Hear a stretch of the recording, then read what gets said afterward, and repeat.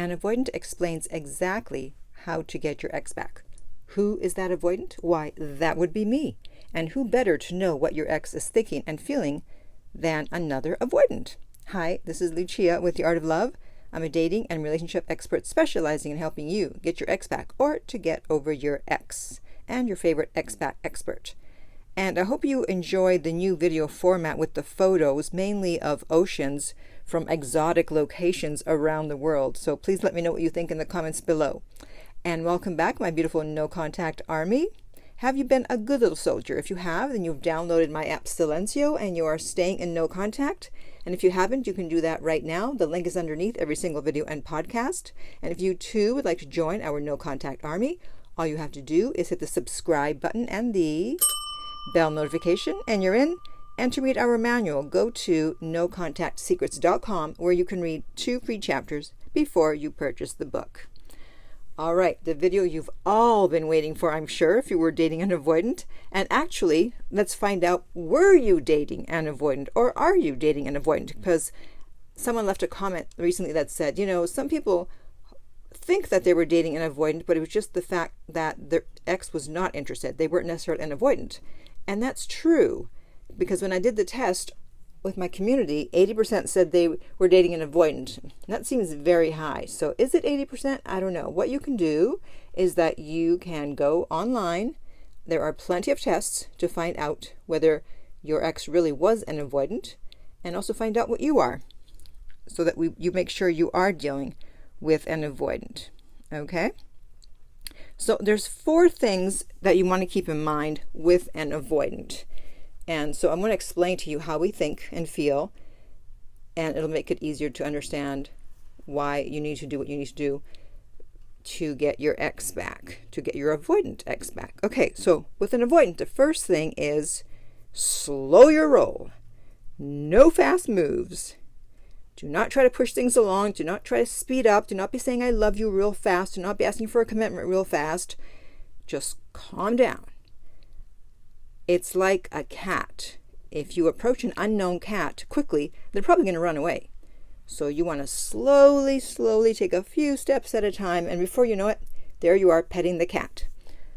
So don't be trying to rush things if you're dating actually anybody, because at first you don't know what their relationship, their attachment style is. And going slow, it works with every single attachment style. It obviously works with avoidant. It works with a secure, because they're secure, fine, they don't care.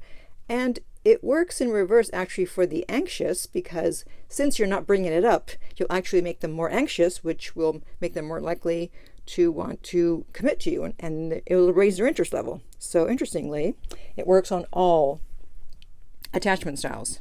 Going slow, all right? Don't be rushing. The second thing to remember with an avoidant is trust. Trust is everything. If we cannot trust you, you're going to lose our interest real fast. It's better to just tell the truth. We can handle the truth. Just tell us. I had a boyfriend once. I'd been dating for a number of years, and I had a feeling he was cheating. So I said to him, "Are you cheating?" And he said, "Yes." It's like, okay, well, thank you. I appreciate the honesty. And I didn't break up with him. I mean, I should have. And I said, well, you got to stop. Yeah, like that's going to do anything. That was many years ago.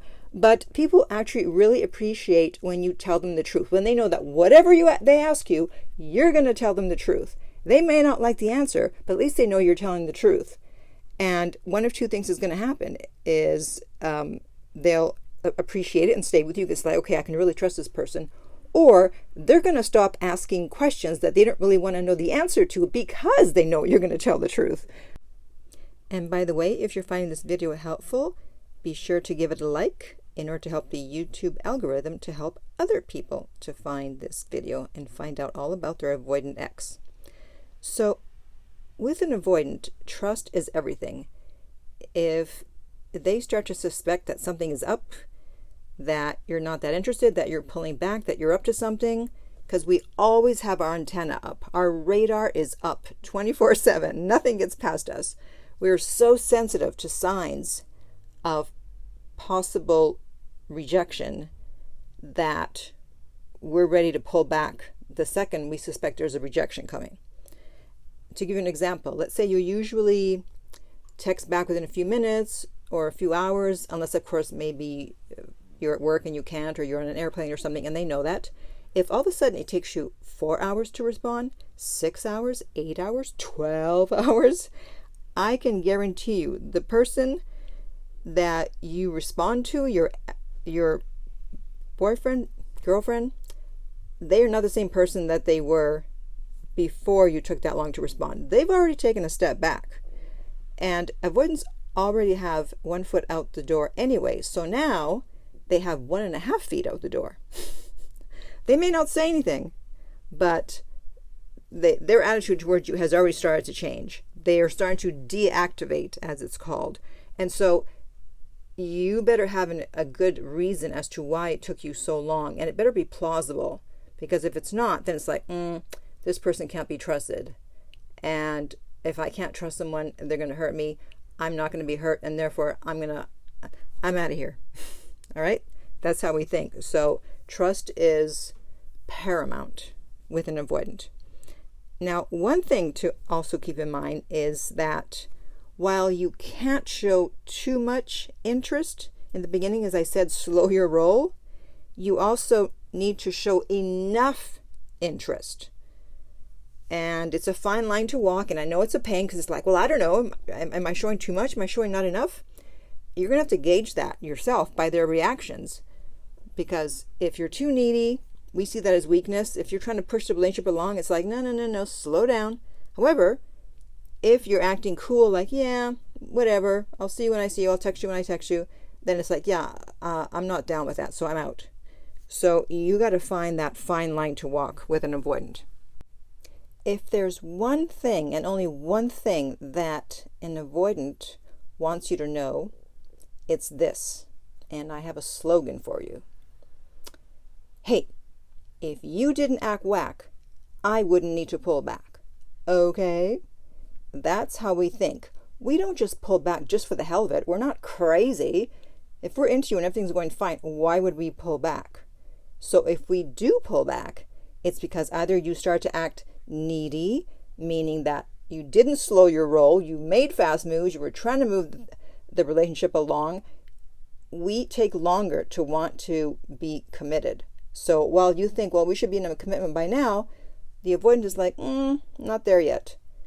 Or you didn't show enough interest, you took a long time to respond to a text all of a sudden, or you started acting whack in some other way, and so we pull back. There's always a reason. We don't just do it because we're avoidants.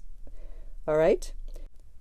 So how to get an avoidant back? Well, getting them back is simple, but since most people who are trying to get an ex back are trying to get an avoidant back and they are anxious, it's not easy for you because you're anxious, which means that during no contact, you're going to be breaking no contact, you're going to be contacting them, you're going to be begging, you're going to be writing letters, making the grand gesture, pouring out your feelings. Let me tell you something about pouring out your feelings. If you find yourself in a situation where you feel that you need to quote unquote pour out your feelings, or someone tells you to do that, you've already lost. You're already in trouble. You're probably already done. If you find yourself in a situation where you need to do that, that means that you really effed up. It's like, oh, now you're going to share your feelings? The only time you should be pouring out your feelings is on your wedding day, when you do your vows. Pour away on your wedding day. Other than that, pouring out your feelings rarely, if ever, helps you to attain whatever goal you're trying to attain. Okay? So with the avoidant, to get them back, it's super simple. Just leave them alone. That's it. Leave them alone. Unless, of course, you cheated or took them for granted. And in that case, I do have a video that I did on that. And I will put the link in the upper right-hand corner on YouTube. But an avoidant needs to feel the loss. They need to feel like they lost you before they can even think about coming back. And I did a video on that too. What do you know? And I'll put that link in the upper right-hand corner. So you reaching out is not going to get them back. It's just going to push them further away, and they know they can take their time, and they're going to see you as needy and weak. And it's like, ugh, God, I didn't know she was so needy. I didn't know he was so weak that if I broke up with them, they were going to act like this, because we hate to see weakness or neediness in both ourselves and in other people. So, as an avoidant, for me, it's super simple to do no contact. And I get triggered every time I hear someone say, oh, I broke no contact. I'm like, ugh, why? I know why. Because you have anxiety, which is why you need to work on it while you're waiting for them to contact you. Because without that anxiety, I'm telling you, no contact is a piece of cake. When I went through the breakup that led me to then helping other people to get their ex back, I didn't know about no contact at first, and I had heard at that time about the 30-day rule. So I thought, all right, I'll do 30 days of no contact, and then I'll reach out. No, no big deal. I wasn't like, oh my God, I got to do 30 days. I was like, sure, no problem, whatever. Just get on with my life in the meantime. And then, of course, I didn't have to do that because he reached out after 2 weeks. But people with an avoidant attachment style, we don't have anxiety after a breakup. We're like, okay, no problem. No contact? Sure. No. How long? 2 months? 3 months? Not a problem. So you want to get rid of your anxiety so you too can get to that point where no contact is a summer day. A walk on an exotic beach. And speaking of exotic beaches, please remember to leave a comment below and let me know what you think of this new video format with the photos of exotic beaches from around the world. And in the meantime, if you would like my help to get your ex back, you can contact me at theartoflove.net and we will send you the rates. They are not on my website, and the direct link to that is below every single video and every single podcast. If you found this video helpful, please like, subscribe, and share. If you're listening to this as a podcast, please rate and review. And finally, remember that love inspires, empowers, uplifts, and enlightens.